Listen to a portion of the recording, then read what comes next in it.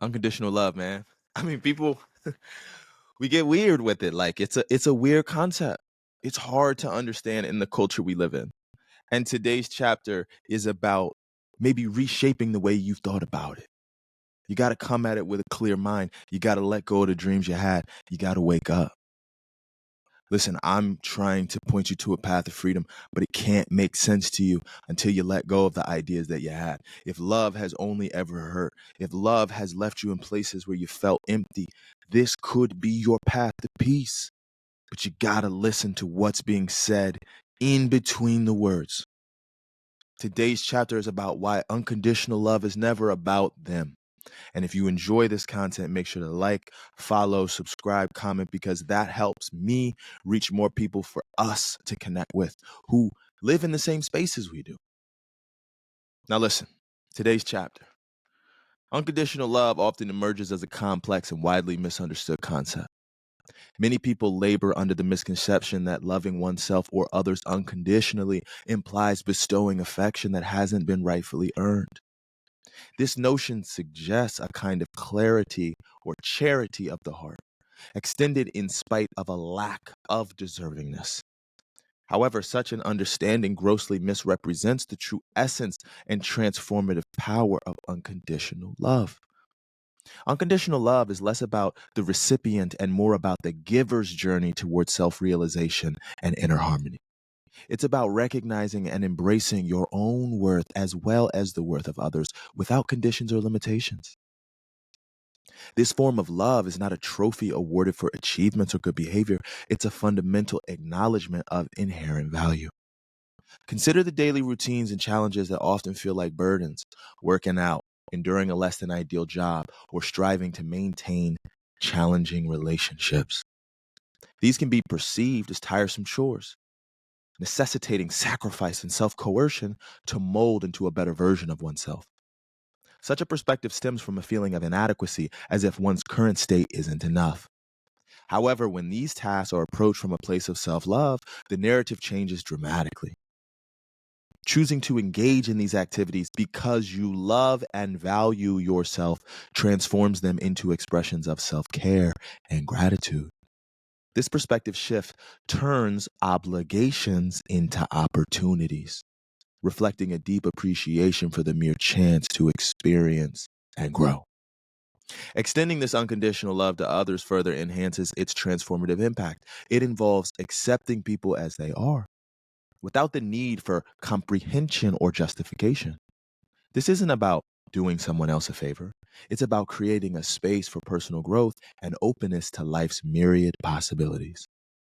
When you love unconditionally, you lay the foundation for fearlessly embracing change, especially when presented with perspectives or opportunities that resonate deeply. This approach to relationships can subtly steer you towards the life you've always dreamt of, often without conscious realization. Unconditional love also catalyzes a profound shift in understanding and fulfilling personal needs. The relentless pursuit of external validation and acceptance, often marketed as the key to happiness and fulfillment, loses its allure. Realizing that all you ever needed resides within you, the need for external acquisitions diminishes.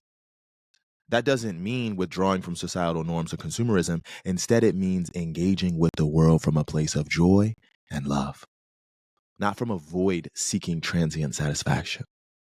This paradigm shift reveals a fundamental truth. Life in its essence has always been perfect. The quest for external validation and acceptance is a mirage, obscuring the peace and happiness that naturally emanates from unconditional love. Embracing this form of love is akin to unlocking a path to freedom. It allows you to give generously from a place of abundance, support your journey towards inner peace, and empowers you to live authentically. The crux of unconditional love lies in its ability to transform not only personal experiences, but also how we interact with the world. It's an invitation to stop chasing an elusive future and start embracing the present in its fullness. Are you ready to embark on the journey of self-discovery and fulfillment? The transition from dreaming about an ideal life to actively living it is a bold step. One that unconditional love makes not only possible, but deeply rewarding. You see, I believe that our culture uses the word love and then immediately describes everything that is consumerism, which is almost like doing things in the hopes of something in the future.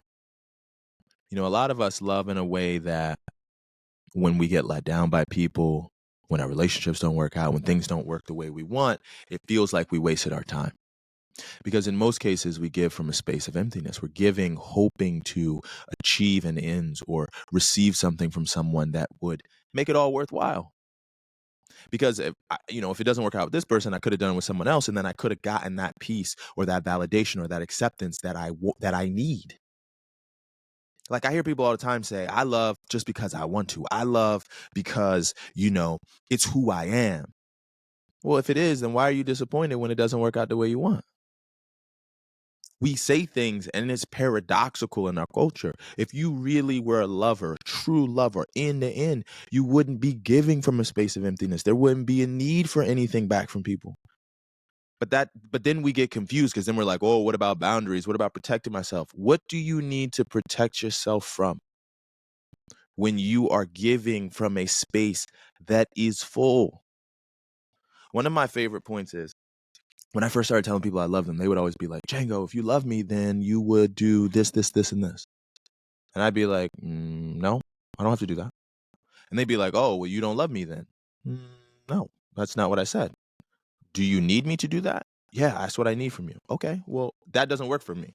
What's another way that maybe we can achieve these ends? Why does it matter to you? Word.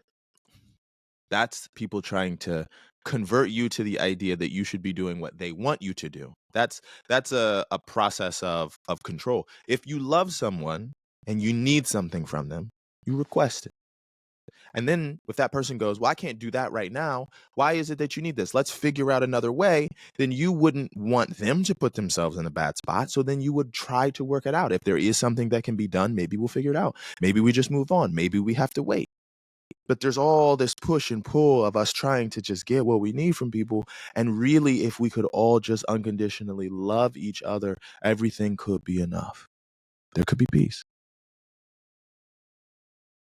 I unconditionally love y'all. And I want nothing but the best for you.